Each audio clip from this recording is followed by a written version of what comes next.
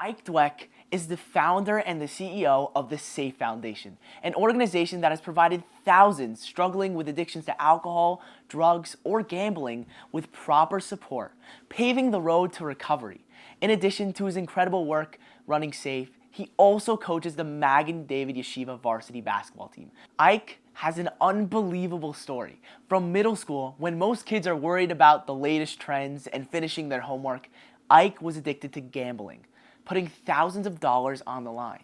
He opens up about his darkest struggles, including the moment he hit rock bottom, and how he turned that experience into an opportunity to change tens of thousands of lives. In this episode, we get into Ike's journey, from battling a compulsive gambling addiction, starting as early as elementary school, to dedicating his life to helping others overcome their struggles. We also talk about how years ago, seeking help was seen as shameful and done in secrecy, and how today, thanks to Ike and his team, the stigma around addiction and mental health is finally being broken. I'm your host, Baruch Elman, and my goal with Impact is to inspire you by showing that acts of kindness or chesed are all around us, and that anyone can make an impact in their own unique way.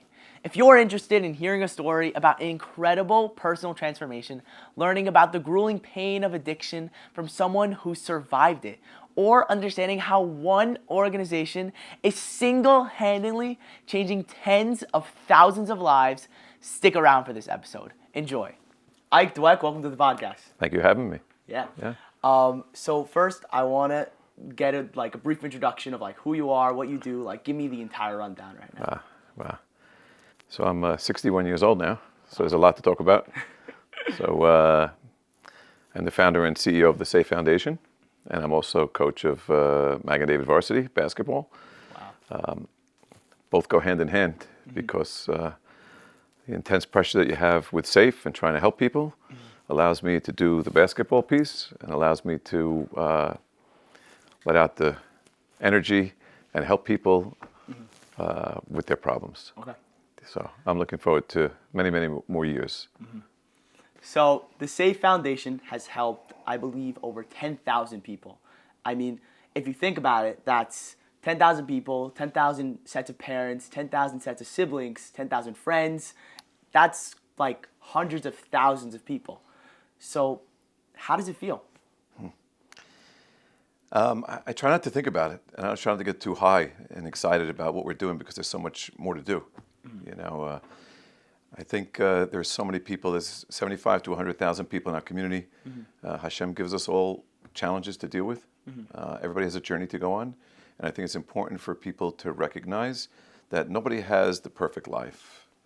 We all wish that we had no struggles, but unfortunately, we're here to help people.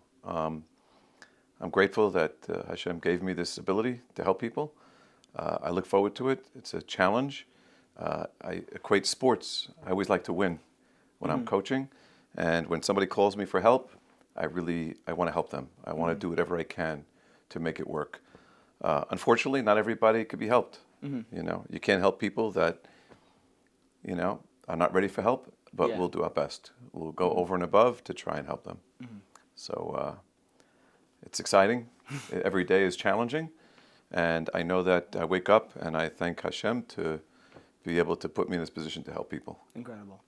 So the SAFE Foundation is honestly one of the most important organizations in the world. Before SAFE, what was your life like? So I'm a compulsive gambler. I'm in recovery for 37 years. I used to be in the sneaker business for 20 years. And during that time, I would help people on my private time. I would volunteer to try and help people.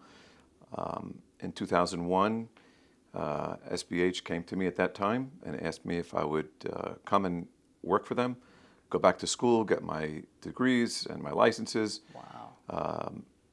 I thought it was an important thing to do, and help people was something very important. So I decided to go back to school at night. I worked for SBH for a year and a half. At that time, I felt that this was something that was going to be very big. And with their support, I left SBH and I opened up SAFE. I had a couple of friends who were very supportive. We raised some money. We got an office, and then we started SAFE. The first year, I had about 75 to 80 people that called for help, and it was crazy. It was so busy. There were so many people that, it was underground. In those days, in 2002, 2003, nobody would call and ask for help. It was a big secret. Nobody would go to meetings, go to rehab. Nobody would want help. There was so much shame and embarrassment in the community at that time. So the first 5, 6 years of SAFE was very underground.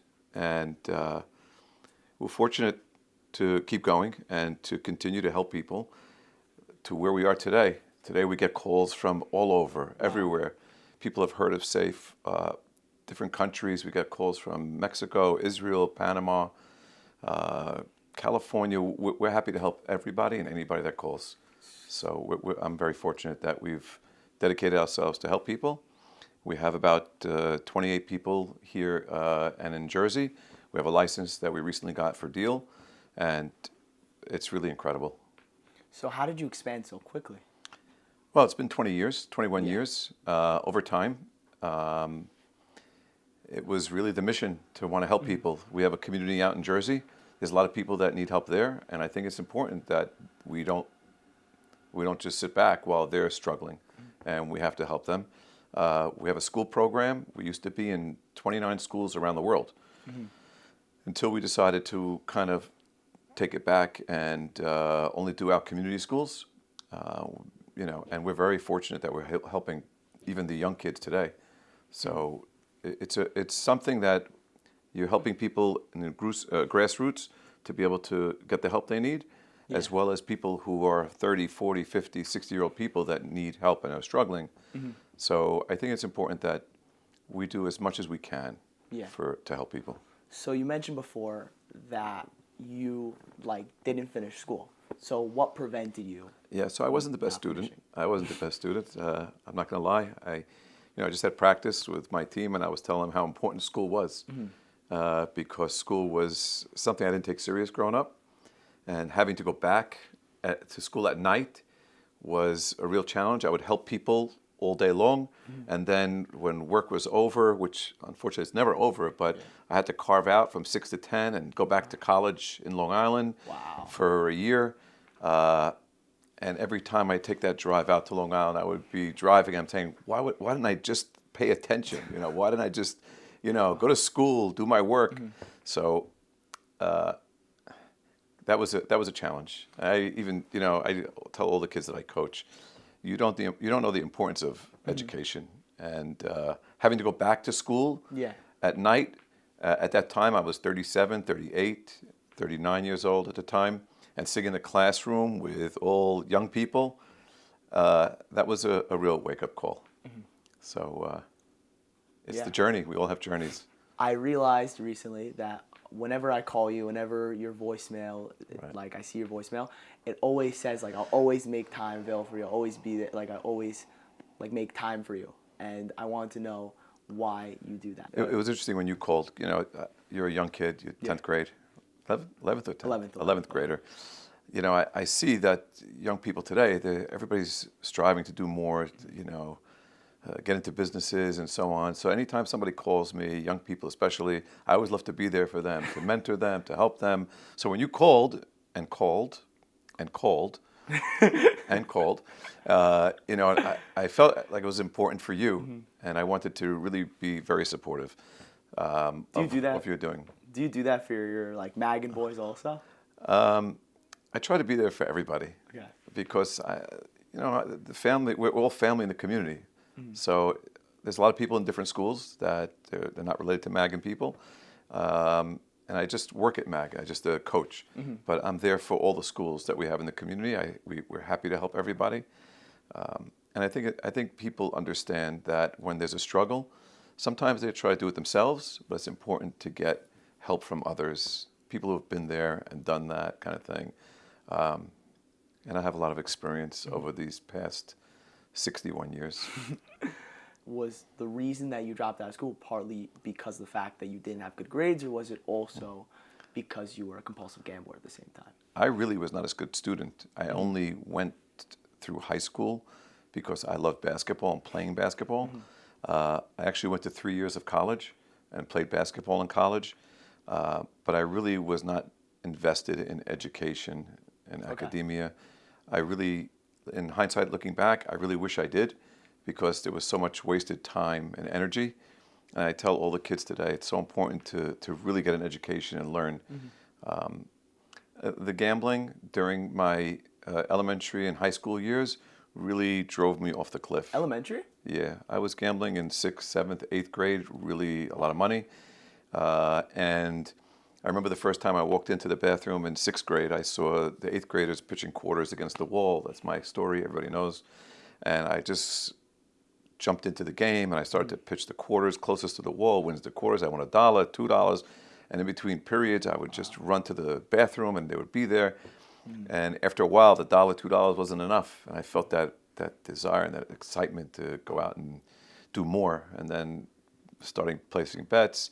And that took me on a wild ride till I was at least 22, 23 years old. Wow. Yeah. So at what moment were you like, this is it? Like what moment did you hit rock bottom? So everybody knows, if you're abusing drugs or drinking or gambling, you're just sick and tired of being sick and tired every day. Where do you get the money? How do you pay people back? It's just a crazy daily roller coaster, and it's exhausting. It's a full-time job that there's no benefit for. You might win a bet here, you might win a bet there, you might make a score, but ultimately you can't win.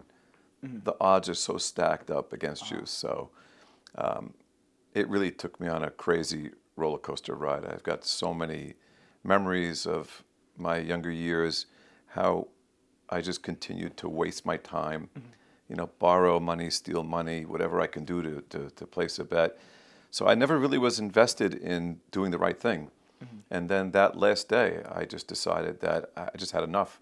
I'd been in and out of treatment and Gamblers Anonymous programs. Oh, you went before? I went. My first time was my good friend's father came over. I was 14 years old. He took me, his name is Joe S. He took me to a Gamblers Anonymous meeting, and I walked into the room, and there's 30 people there, cigarettes and coffee and all these old-time guys, and they're all talking about their gambling stories. And they look at me, and I was the youngest in the room by far. And I remember saying, oh, what a bunch of losers. I'm not going to be like them. Not only was I like them, I was worse than them. And I'd been in and out of Gamblers Anonymous for many, many years and decided at that last time that I just couldn't do it anymore. So what made it different? You're just so tired of it. It's just so much. And then finally I went that last day, I went into Gamblers Anonymous, and I stayed, and I started to go and invest myself, and that was 37 years ago. Because you listened, like before in the other times you went to Gamblers Anonymous, Yeah. I was there, but I wasn't listening. I was there because I would convince my father. I told him, okay, if I go to the meeting, would you pay the bookie for me? Oh, Dad, would you do me a favor? Bail me out. Could I borrow some money if I go? My role was just to convince people, con people, manipulate people, just to get what I wanted to get. And finally, you've exhausted every avenue to get money, your reputation. The gambling is one thing. People don't realize it's your reputation forever.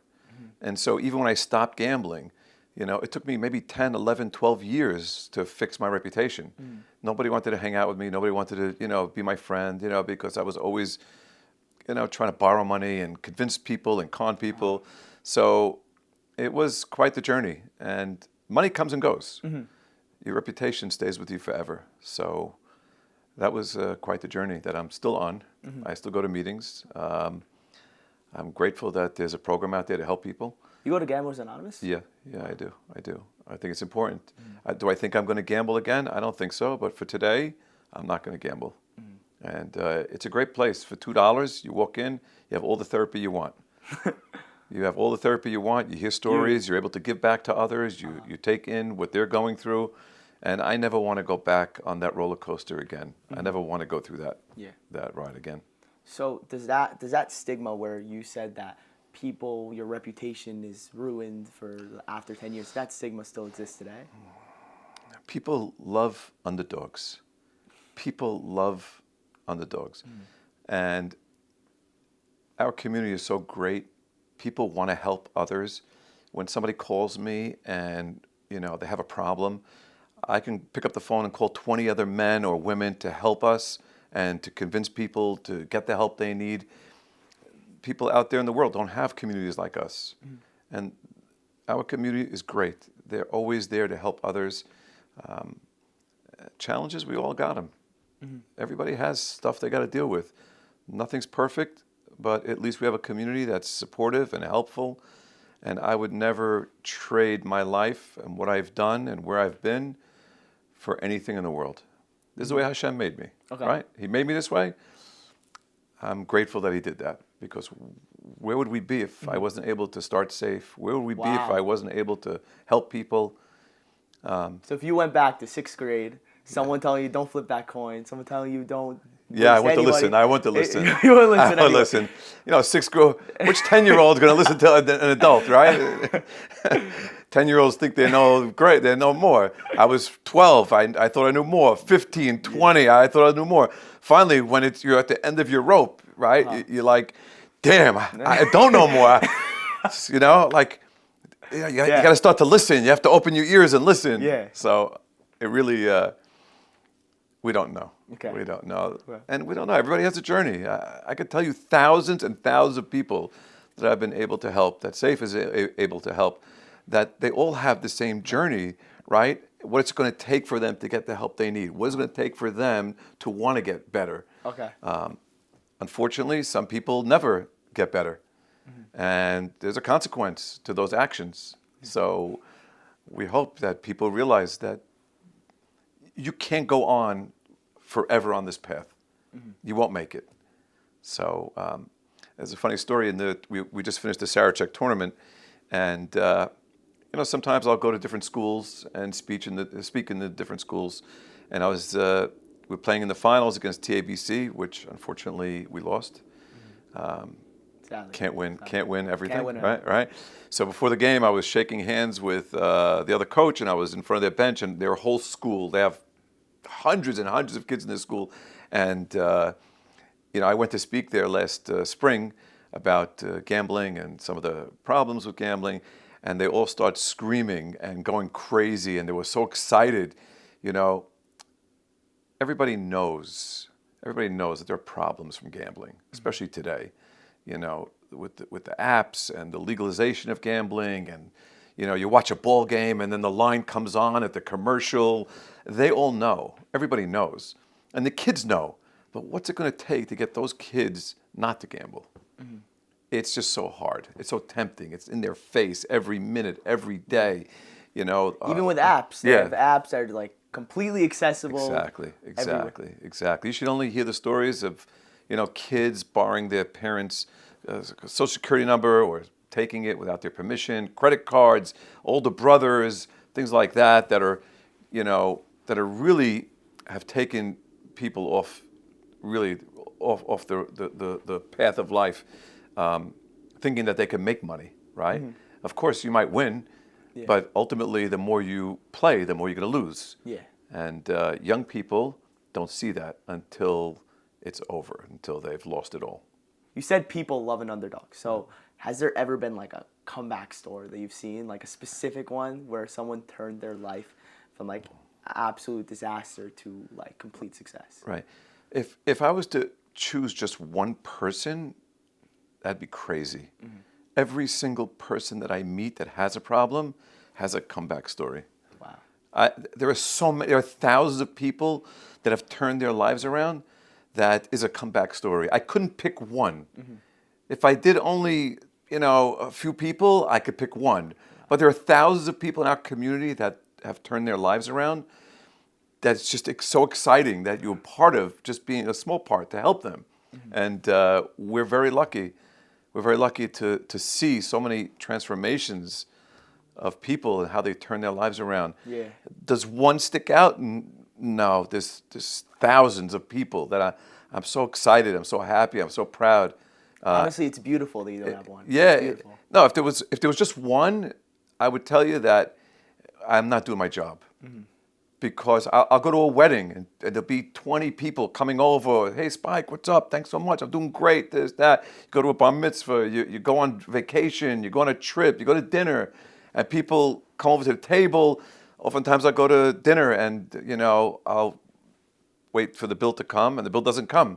I'll ask, where's the bill? It goes, oh, somebody paid it. Wow. So maybe a half a dozen times people pay your meal. And I look around and there's... nobody comes over. I'm looking around. Was it you? Was it you? They're like, hide away. Right. I wish they would have paid my tuition along the way, but okay, you can't get better than that. But really, it's unbelievable. I'm just so fortunate, and I still have the same drive to succeed as I did the first day I opened Safe. It's incredible. It's incredible to help people. Look. Along the way, there are going to be tragedies. There's going to be people who, unfortunately, are not going to make it. It's very sad. All those people are in my heart, forever, thinking, what could I have done? But, you can't be with people 24 hours a day, 7 days a week, chaining your arm to them and making sure they have to take the step. And there are a lot of people who have passed that were great people that, unfortunately, they tried, and they're always in my mind. I always think of them, And today with fentanyl, it's way worse. Fentanyl is a big problem. Yeah. It's a big problem, and the truth is, people. It's not just for people who are abusing drugs. It's people who might buy. Xanax or something from the street, thinking I don't have to go to a pharmacy and spend all that money. I'll get it from a friend. That could be tainted with fentanyl, and it's an issue. Really, there's actually so many addictions. By the way, there's so many addictions that are major problems in the world right now. I remember I was looking at your website. You're starting this new project, mindful eating project, right? Mindful eating. Yeah. So. Can you tell me a little bit about that? Right. So it's the pet peeve of Charlie Tabelli and some of the board members that felt that eating disorders was a very big issue in our community, and they weren't really tackled in a big way.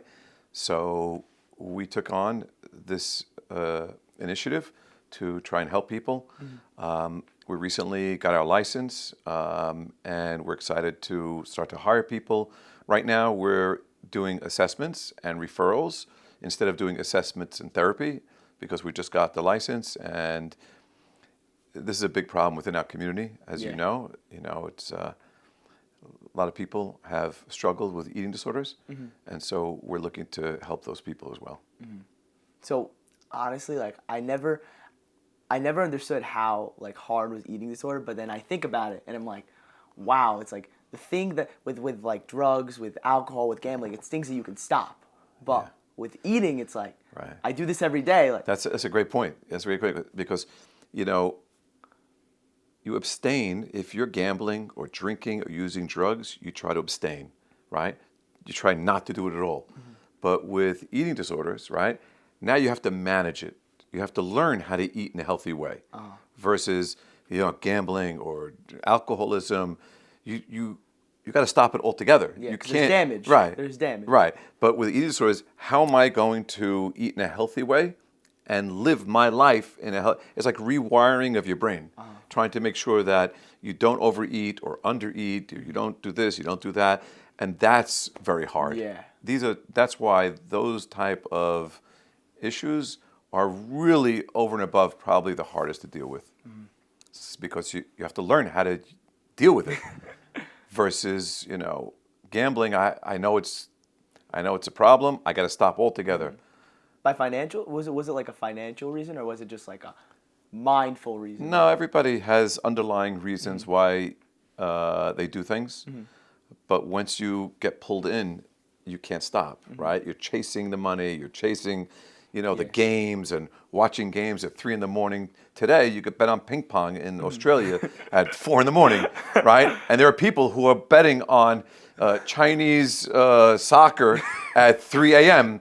because they're so desperate to win their money back.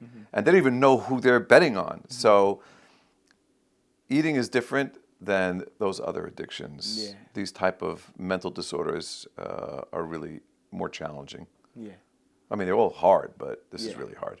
Kosher Media is the largest advertising network across Jewish communities worldwide. They reach hundreds of thousands of people through text, email, and social blasts. With their network of hundreds of thousands of Instagram followers, dozens of WhatsApp chats, and so much more, they are the go-to advertising network for the Jewish community.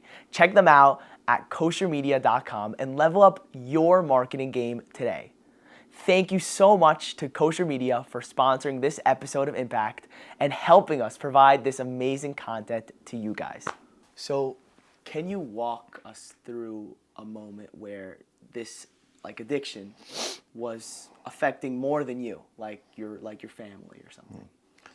So addiction is a family disease, right? It's not just the person who's struggling, it's everybody around them, right? So when you're, let's say I was gambling and I was stealing money from my family members or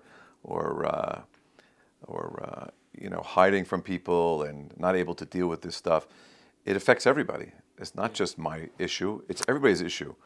Reputation-wise, everybody, we're a close community. I'm here gambling, going crazy, and I have my sisters want to get married, and who's going to jump into my family? Who's going to want to, come into this crazy situation? So most diseases people don't realize are family disorders. It's not just, help that person, put him back in a suit and a tie, send them back home, and everything's going to be great. Yeah. So the counseling is really not only for you, it's for the family members as well. Oh, they go to Safe Foundation counseling also. Yeah, yeah. That's smart. Yeah, because there are things that they're doing that are triggering me. I'm triggering them. As a parent, how many sleepless nights you might have when your child is struggling, and what's going on and what are they doing. So, we take it to a family perspective as well, and that's what we do to try to help people. As a parent, you're watching your kid doing some doing some gambling, doing some alcohol, little this. When does it become a problem where they can say, "Oh, that you need help," Yeah, when it takes over your life and you're more focused on your addiction than the day-to-day stuff that you like to do, whether it's work or school or family members, and you're sacrificing all of those things just so that you can drink or gamble or, do whatever you're doing. The most important thing is you're sacrificing all the great things in your life just to gamble, right? How many trips? I remember when I was gambling, every vacation that I made, I convinced everybody to go where there was a casino, right? So that we can always make time to go to the casino, sneak in the casino at a young age, or even when I was older. There was no trips that you just want to go away, sit on the beach, relax, take in the sun. It was always a casino where there was, when you go on vacation, there was a casino because you needed that action. That's the fever, is the action. That's where it's all at. So what should parents do? They're watching their kids spiral out of control. What do they do? Because you said... So in those days, it was very secretive. Nobody knew. My parents, on a couple of occasions, they really had no idea what was going on. My dad was traveling to Hong Kong 6-7 months out of the year. My mom was juggling 4 kids, taking care of the family. All those things were, nobody really knew what was going on, right? And I was by friends and, doing my own thing. And whenever I got into trouble, I needed help, I would just call people in my circle. I wouldn't even call my parents anymore. So a lot of that stuff, it's in hindsight.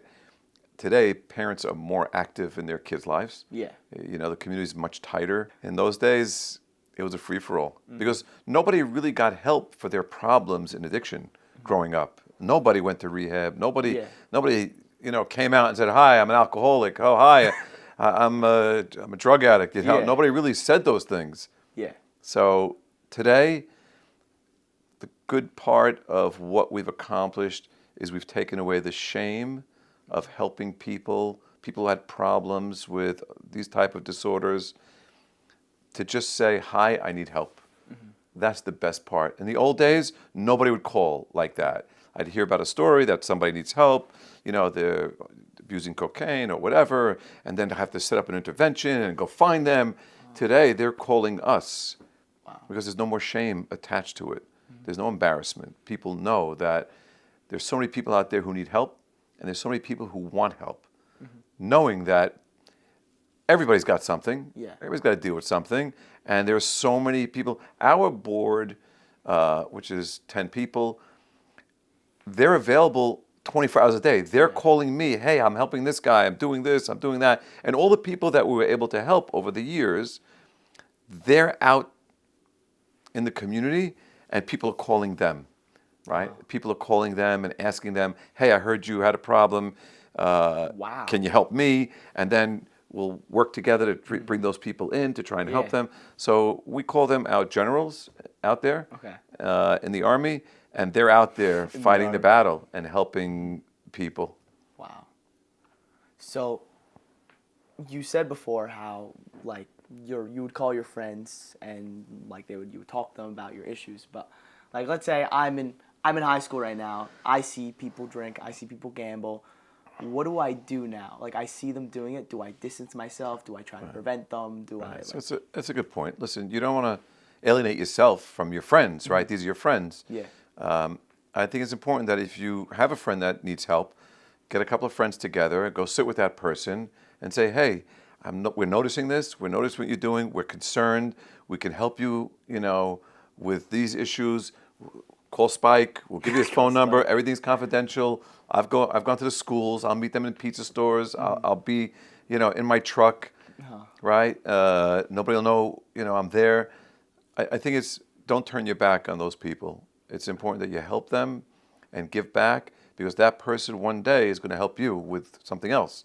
So these are your friends. Yeah. And as a community, these are all our family and friends we have to help. I'm actually curious, by the way, like do high schoolers really call for help most of the time or mostly parents? I'll tell you the truth. These last few years with the legalization of gambling, there are so many kids in high school that are getting in trouble with gambling problems. They're calling me directly. And it's really an amazing testament to them that they're so mature that at least they realize, okay, I'm going down this rabbit hole. This is not good. I need help. And my friend told me you helped him, so maybe you'll help me, and so on. But ultimately, it's important that your parents know they're your parents. Yeah. And you don't want to do things alone. You want support. And it's embarrassing and shameful that to tell your mother or your father, hey, I need help. But today, kids are very strong. Kids are calling me and asking for help, which really, it's so humbling to see. Middle school also or no? Middle school, you'll get the call from a teacher or a parent. High school, I'm getting calls from kids, adults, teachers, family members. Yeah, so I think we're very fortunate. How did you turn overcoming your addiction to wanting to help others overcome their addiction?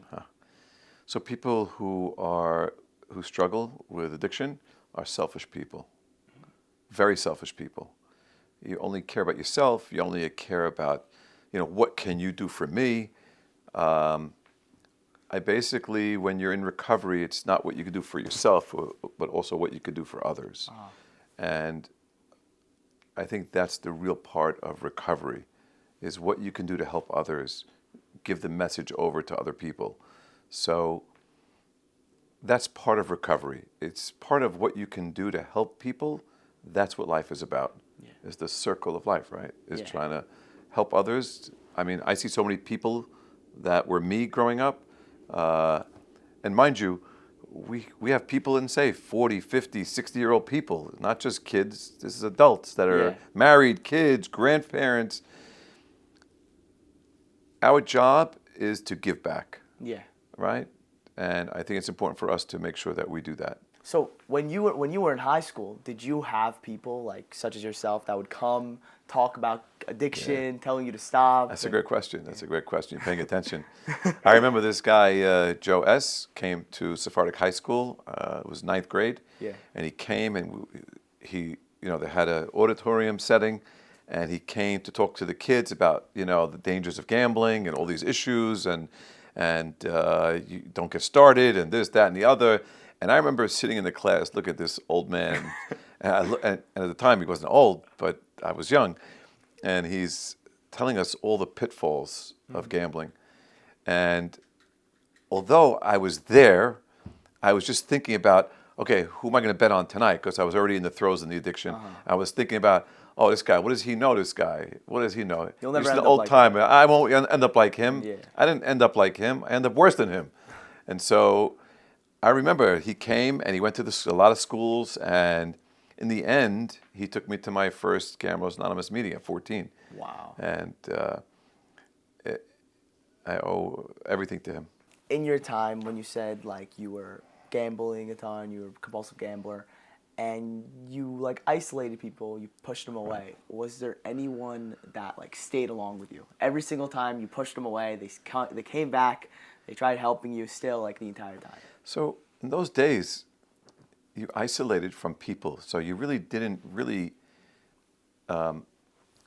didn't push people away because not everybody knew what you were doing. Not everybody knew that you were out there and you were gambling with bookies and you were borrowing money from the mob and you were doing all these things. Nobody really knew so much. Only your close friends. And those friends were also probably gambling with you. Yeah.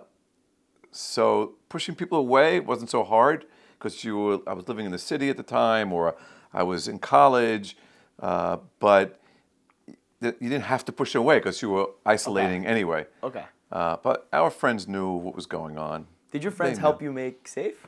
Did your friends who were also gambling? No. Everybody was doing their own thing. Okay. Yeah. Okay. Yeah. Most people, when they have an addiction, they have something that keeps them going. Like, is there anything that keeps you going? Action. Action. When you have an addiction, right?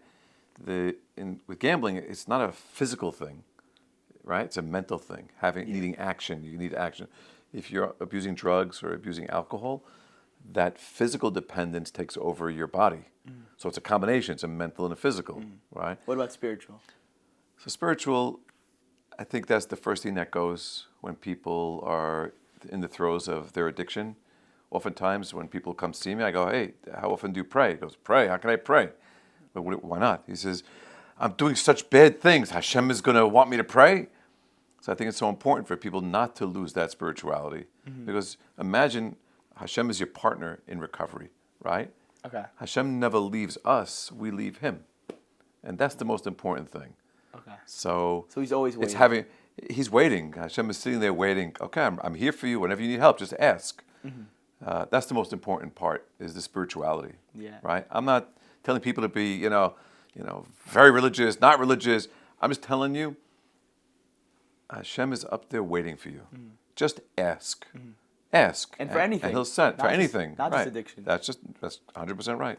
That's the most important thing. And when people come to see me, the first thing I ask them is, so where are you with your spirituality? Like, do you connect with Hashem? Do you talk to Hashem? And they'll often say, oh, how could I do that?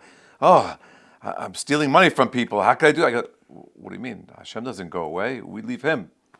And he wants to help you. Because, of course, Hashem loves us more than we love him. And so the most important thing is not to lose that connection. Because no matter what you do, no matter what you're going through, Hashem is your partner. And he'll help you if you just ask. Wow. He might not do it in that moment, but the sign will come. He'll send somebody your way.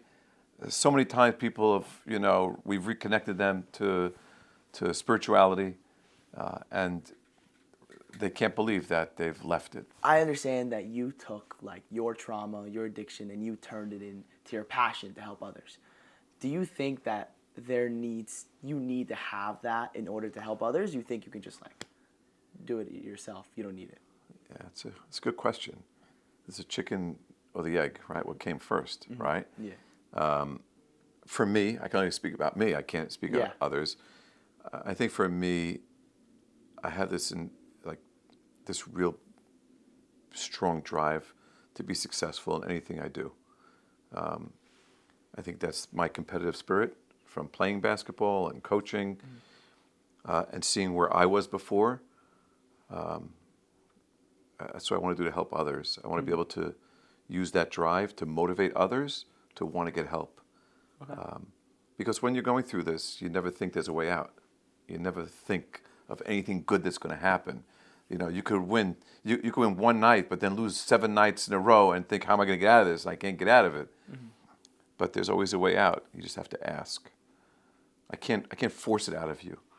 But people can get help if they just put that first step. Take that first step. If somebody takes that first step, I'll carry you the rest of the way. Saying 3 words. I need help. Really amazing. Those are 3 great words. I need help, and we'll direct you, we'll help you, we'll take you, we'll bring you, we'll drive you, whatever it takes. Yeah. We'll do whatever we can. We have a full army of people who are willing to help others. When I first started, I was one person. I had 2 cell phones, a beeper, I had a car. I was one person doing all this. Today, if I'm retired or something happens to me, God forbid, people are there to pick up the pieces. What's one piece of advice you think that every single person who wants to take initiative should know? You're never alone. You might think you're alone in this moment because you're not thinking clearly. You're never alone. And you should always ask for help. People have been there before, gone through what you've gone through. Oftentimes people will call me and say, oh, you've never, ever heard my story. Oh, I go, I've heard it 100 times. You might think that there's no help for you, but it's easy. You just have to want it. That's the most important thing. So I would always tell people, don't ever give up. Always remember there are people who have gone through what you've gone through. You're not unique. You're not unique that you're going through this situation. But people have been there and want to help. Yeah. You might think you're on an island all by yourself, but there are people who have been on that island already before, and they know the way out. They know how to get out. It's interesting because you just said like you're not unique, and usually that'd be used in like a negative connotation, but now you're using it in like... Yeah, people think they're special. Oh, you've never heard my story. I said, okay, let me open the book. You're number 800 in that story. There's so many people have been through that situation. So there's always hope. Don't ever give up. Yeah. Right? Don't ever give up. There's always people who want to help. There's always people who have experience that you don't have. Yeah, I probably at 14, 15, 16 didn't think that there were people that can help me because I wasn't thinking clearly. But there are always people out there that can help. Yeah. I know when I get up in the morning, I can't wait to get to work still. I love helping people. I love getting up and knowing that I'm there to help people, that I'm doing what Hashem put me on this earth to do, besides coaching. I think the most important thing is once you lose that desire to help people, it's time to retire. And I really don't even feel that. 10 years from now, if we're sitting here talking and you're a successful podcast or doing something else, we'll sit back and I'll tell you I'm still feeling that way. Because I never think that I've done enough. There's so much more to do. There's so many more people that need help. I'll never lose that. I love winning. I love winning by helping others and trying to help people overcome their issues. So my ambition is my drive to succeed in anything I do. So I think that's how I feel. What's one question you believe every person should ask themselves? I think when they make it to 120 and they're standing in front of Hashem and he plays that video of life and he said, did you do as much as you could have done in your life to help others? I hope that when I'm at 120 that I can say yes. I don't want to leave here with any regrets. I want to just feel like I've done everything and more for helping others. Amazing. I understand that you coach a high school team, Mag and David. Right. And I want to know, how do you apply the lessons you've learned into your coaching? It's very interesting. It's a really good question. Life is a big struggle for everybody. Nothing's perfect. And I want these young people that come through Mag and David to know that I'm there to mentor them and to teach them, based on my experience, how to overcome challenges and overcome everything that they're going to encounter. We're never the biggest team out there playing these teams. We're usually the smallest, but our guys fight till the end, and they give everything they have to just be successful. And that's like recovery. You got to work hard. Nothing comes easy. You got to keep working, keep fighting, keep going. And if you do, you'll be successful. Mm-hmm. And I'm happy to say that our young Mag and David players really believe that. We had practice today, and we sat there for an hour, and I would try to explain to them what it is to be successful being on this team. It's not like we're not preparing them only for basketball. We're preparing them for life and how to deal with challenges that come their way. Yeah. So beautiful. It's really true. Wow. Right? Today was our first practice, and we sat for an hour and just trying to explain what we're expecting from them, what I expect success in school with the schoolwork, chesed. We do a lot of chesed things during the year to try and help people, because it's not just about playing basketball, and how to give back to others. Yeah. So that's how we do it at Mag and David.